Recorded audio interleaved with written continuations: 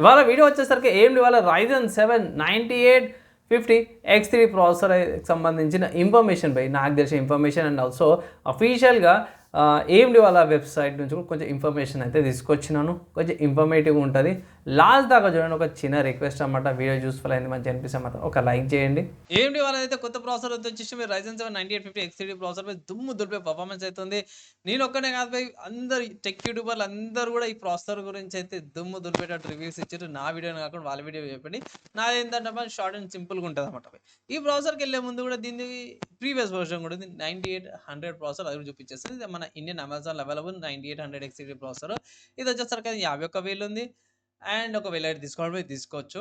లేదు అన్న కొంచెం బెటర్ పర్ఫార్మెన్స్ కావాలంటే ఇది తీసుకోవచ్చు. ఎంత అయిందనేది చూపిస్తారు. సో ఫస్ట్ చూసుకుంటే మాత్రమే ఇది 900 సిరీస్ ప్రాసెసర్ డెస్క్టాప్ అనమాట. ఇది గ్రానైట్ రిచ్ ప్లాట్ఫామ్ వస్తుంది. Zen 5 ఆర్కిటెక్చర్ 8 కోర్స్ 16 థ్రెడ్స్తో పాటు కూడా వస్తుంది. 5.6 GHz బూస్ట్ ఫ్రీక్వెన్సీ అండ్ టోటల్గా 104 MB క్యాష్ మెమరీతో పాటు వస్తుంది. Base frequency 4.7 GHz base frequency 120 watts power కన్సంప్షన్తో పాటు వస్తుంది. ఇక్కడ మెయిన్ కిటికీ ఇదే అనమాట.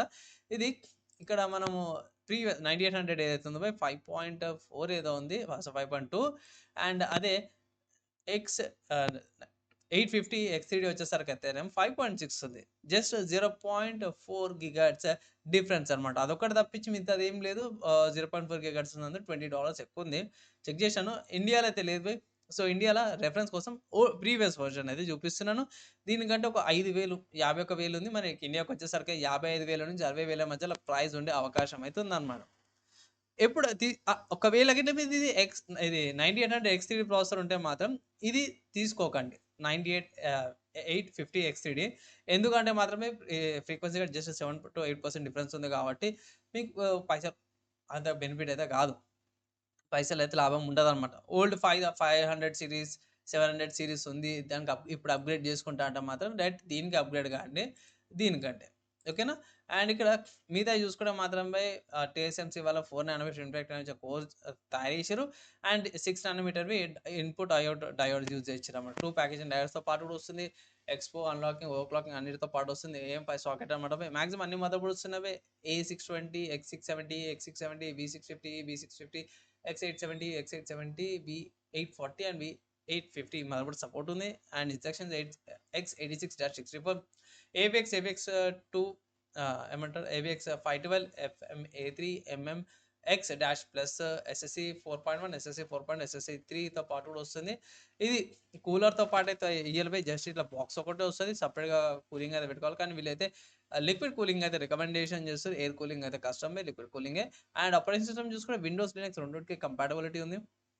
అండ్ USB 3.2 Gen 2 పోర్ట్తో పాటు కూడా వస్తుంది. నేటివ్గా USB 2.2 సపోర్ట్ వస్తుంది. PCI 5.0తో పాటు లేటెస్ట్ గ్రాఫిక్ కార్డ్ PCIలో సపోర్ట్ చేసుకోవచ్చు.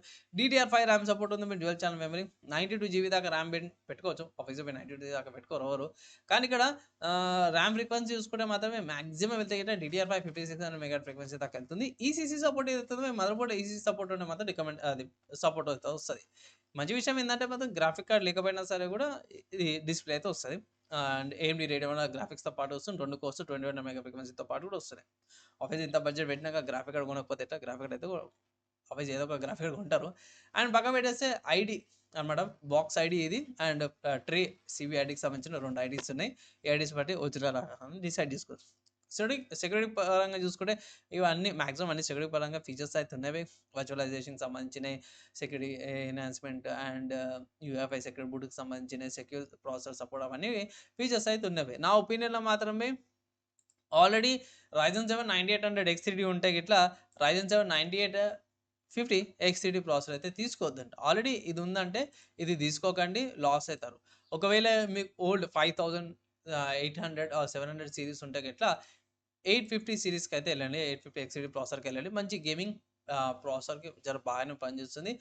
మంచి పర్ఫార్మెన్స్ ఆప్టిమల్ పర్ఫార్మెన్స్తో పాటు కూడా వస్తుంది. నా అడ్వైజ్ ఏంటంటే తీసుకోమని అయితే ఒక సలహా అయితే ఇస్తాను. సో ఫ్రెండ్స్, ఈ వీడియో చూసారు కదా, నా ఒపీనియన్ విన్నారు కదా. ఓవరాల్గా చూసుకుంటే గేమింగ్కి వీడియో ఎడిటింగ్కి బడ్జెట్ బాగానే ఉంటుంది. కానీ ప్రైస్ ముందు చెప్తున్నా 55,000 నుంచి 60,000 మధ్యలో ప్రైస్ ఉండే అవకాశాలు అయితే ఎక్కువగా అనిపిస్తున్నాయి నాకు. సో మన ఇండియాకి వచ్చినాకైతే టైం పడుతుంది. ఇండియాకి వచ్చినాక ఒక 60,000 ప్రాసెసర్కి పెట్టుకునే ఫిక్స్ కానీ. So premium level category processor అనుకోవచ్చు.